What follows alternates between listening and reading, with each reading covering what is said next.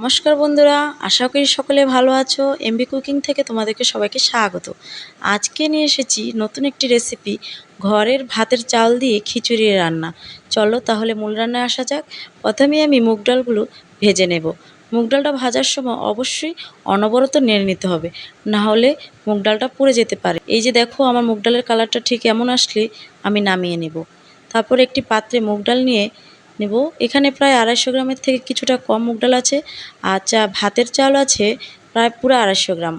এখন আমি চাল এবং ডাল একসাথে ধুয়ে নেব। তোমরা চাইলে এখানে যে কোনো ডাল ব্যবহার করতে পারো। আজকে অনেক বৃষ্টি হয়েছে, তাই ভাবলাম খিচুড়ি রান্না করি। বৃষ্টির এই ঠান্ডায় গরম গরম খিচুড়ি জমে যাবে। তো আমি চাল এবং ডালটা ধুয়ে নিয়েছি। এবার নিব খিচুড়ির জন্য সবজি। এখানে আমি প্রায় বরবটি এবং কুমড়া, গাজর, আলু নিয়ে নিয়েছি। আপনারা আপনাদের পছন্দ মতো সবজি নিতে পারেন বা কেটেও নিতে পারেন। আমি এভাবে কেটে নিয়েছি। তারপর আমি ঝটপট রান্নার জন্য নিয়ে নেব প্রেসার কুকার। প্রেসার কুকারে আমি খিচুড়িটা সবসময় প্রেসার কুকারেই রান্না করে থাকি। তারপর একে একে প্রেসার কুকারে দিয়ে দিব চাল, ডাল এবং সবজি। সবজিটা দেওয়ার পরে আমি এখানে পরিমাণ মতো পানি দিয়ে দিব। পানির পরিমাণটা একটু বেশিই দিব, যেহেতু আমরা পাতলা খিচুড়ি করব আজকে। তারপর দিয়ে দিব পরিমাণ মতো লবণ। তারপর দিয়ে দিব কাঁচামরিচ ফাড়া। আর এখন আমি ঢাকনাটা লাগিয়ে দিব। ঢাকনাটা লাগানোর পর 5-6 মিনিট পরেই একটি ছিটি দিবে। ছিটি দিলেই আমি আগুনটা বন্ধ করে দেব। বেশি ছিটি দেব না, একটা ছিটি দিলেই হয়ে যাবে।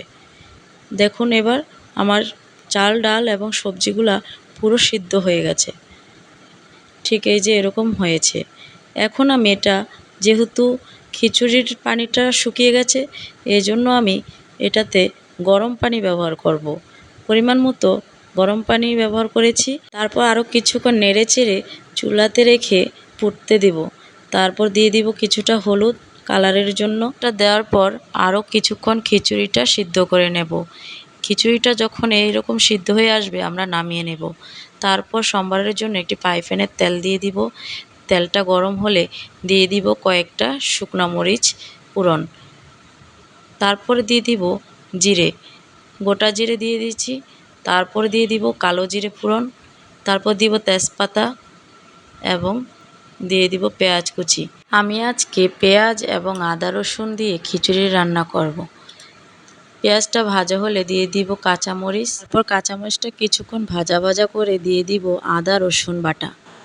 আদা রসুনটা বাটা দিয়ে আমরা আরও কিছুক্ষণ কষিয়ে নেব। কষানো হয়ে আসলে দিয়ে দিব জিরে গুঁড়া। জিরে গুঁড়া আমি 1.5 চামচ দিয়েছি। তারপর দিয়ে দিব ধনে গুঁড়া প্রায় 1 চামচের মতো।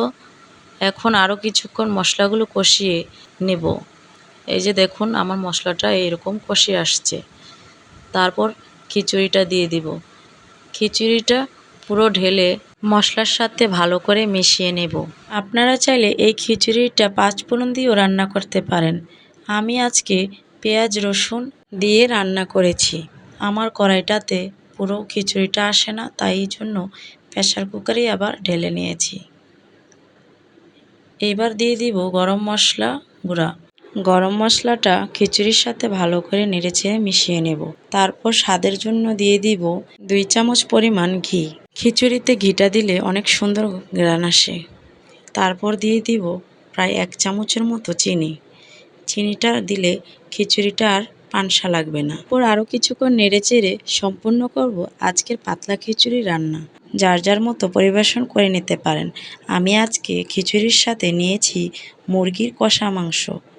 মাংসটা খিচুড়ির সাথে বেশ জমে যায়। আপনারা চাইলে খিচুড়ির সাথে ডিম ভাজা বা বেগুন ভাজা, যে কোনো ভাজা দিয়ে পরিবেশন করতে পারেন। বন্ধুরা, আমার এই রেসিপিটি ভালো লাগলে অবশ্যই একটি সাবস্ক্রাইব এবং লাইক কমেন্ট দিয়ে পাশে থাকবেন। আপনাদের ভালোবাসায় এতটুকু এগিয়েছি, আশা করি ভবিষ্যতেও আগাবো। সবাই ভালো থাকবেন, সুস্থ থাকবেন। আজকের মতো এখানেই বিদায় নিলাম বন্ধুরা। আর অবশ্যই আমার এই রেসিপিটি বাসায় ট্রাই করে দেখবেন। সবাইকে অনেক অনেক ধন্যবাদ সম্পূর্ণ ভিডিওটি দেখার জন্য।